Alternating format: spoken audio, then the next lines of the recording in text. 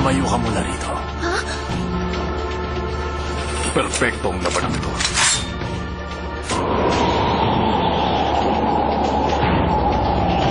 Sasuke, Madara, humanda kayong dalawa. Kukunin ko ang mga Sharingan nyo. Si Danzo, ano kayang mga teknik ang ginagamit niya? Imposible! Yung kanang kamay ni Danzo! Puno ng mga mata na may Sharingan! Paano mo nakuha yung mga nakalagay sa kamay mo? Huwag kang mag-alala dahil desidido pa rin akong patayin ka. Pero bago yon, kung tunay ngang inutusan ng mga nakakatanda at namumuno ng Konoha si Uchiha Itachi para paslangin ang buong lahi ng Uchiha!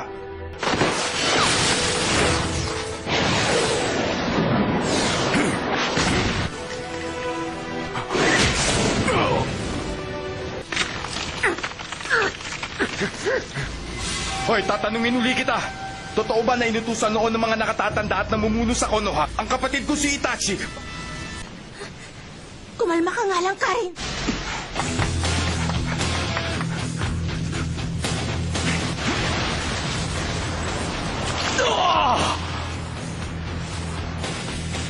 Ay mananatiling parang panaginip lamang.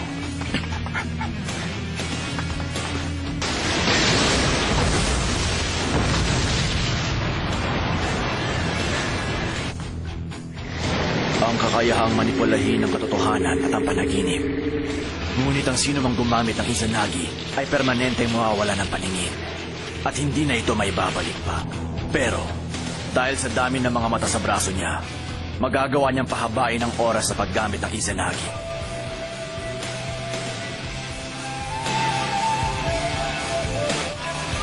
Wala talaga siyang plano makipaglaban sa akin.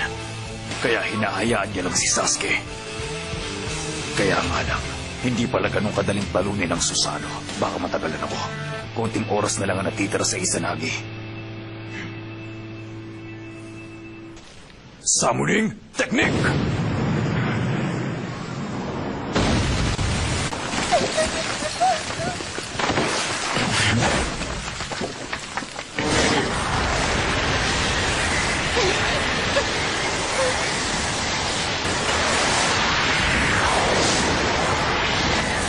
Ito ang summoning technique niya. Hindi siya pwedeng mawala sa paningin ko. Kahit na ano pang mangyari.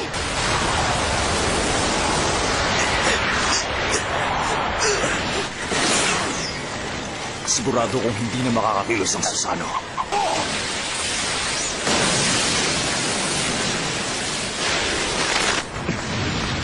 Ang kahinaan ng Susanoo ay nandito!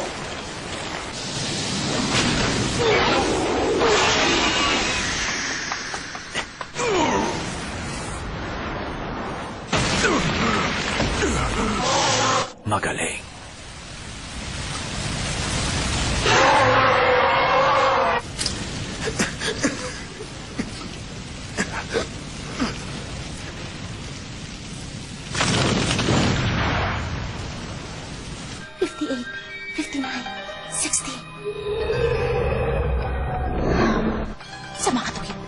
Malalaman mo sa mga mata na nasa braso ni Danzo kung gaano katagal at kahaba pa ang pagitan sa paggamit ng teknik o 4 na minuto na lang para sa kanyang teknik. Hindi umuubra ang mga pag-atake ni Sasuke sa tuwing ginagamit niya ang teknik na yon.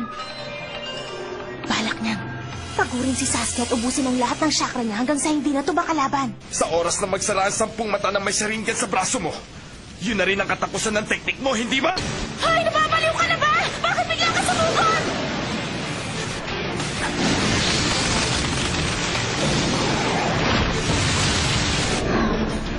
Sasuke! Kahit ano mangyari, huwag kang titigit sa kanya! Patagalin mo ang laban! At kapag nangyari yon, sigurado akong ubos na ang chakra ni Sasuke.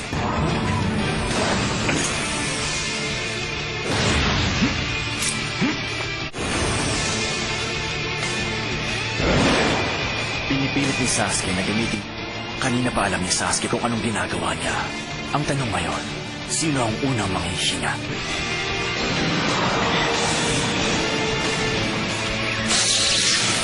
Dito na magkakaalaman. Ilang Uchiha na ba ang pinatay mo? Ikaw ang nag-utos sa kanya para gawin yan!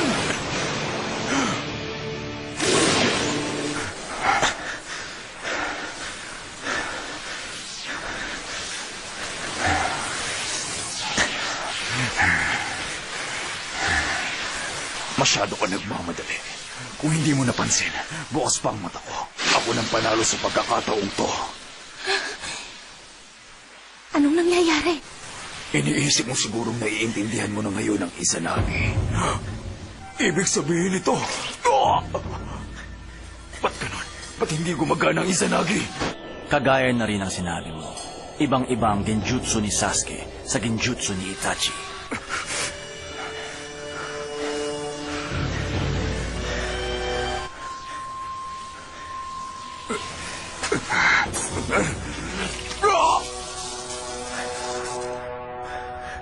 Yan na nga ang tunay na Danzo!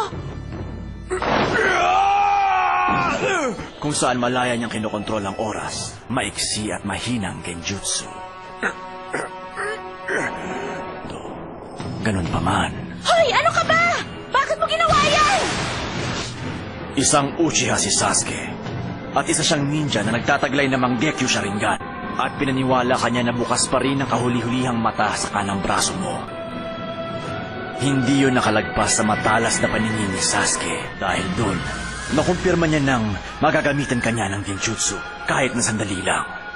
Ang kayabangan mo ang nagdulot ng pagkatalo mo.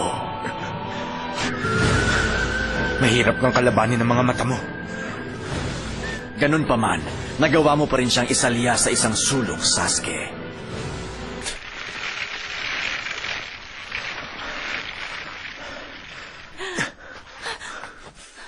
Ayos ka lang ba? Eto, kagatin mo ang braso ko! Tama lang talaga na isinama rito ang babaeng yan. Mapapakinabangan siya.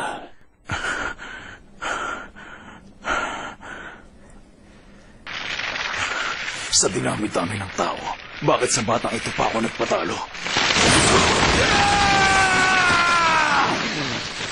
Hindi! Nanghihina na siya.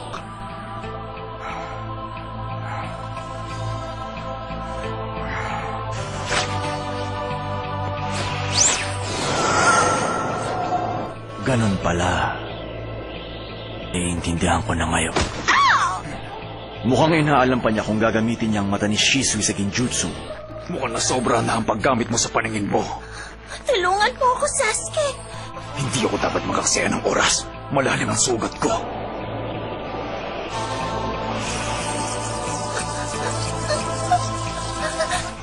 Hindi ko ginagawa to dahil tinuturing kong mahalaga ang buhay ko. Ginagawa ko to alang-alang sa kapakanan ng Konoha at ng mundo ng mga ninja. Sa ngayon, ako lang ang nag-iisang may kakayahan para baguhin ang mundo ng mga ninja.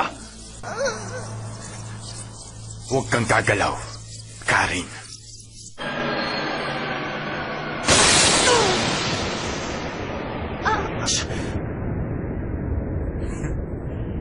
Yan nga ang gusto kong makita.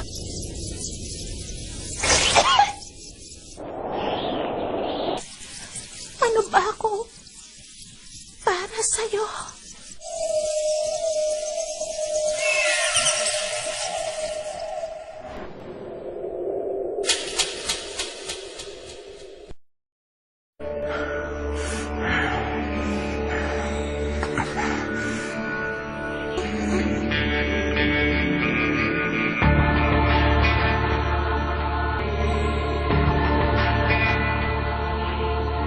Sasuke!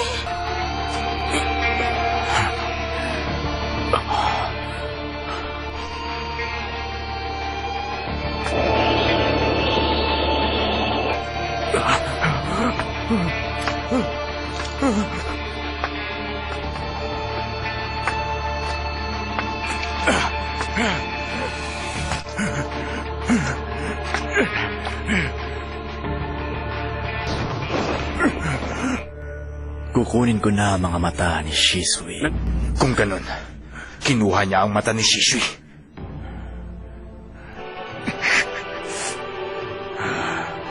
Hindi ko pwedeng hayaan na mabuhay kayong dalawa!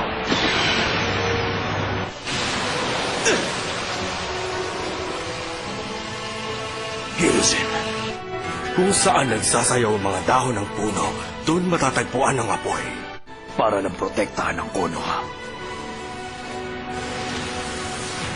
Pipigilan ko ang mga taong ito. hindi ko na talaga magagawang makahabol sa'yo.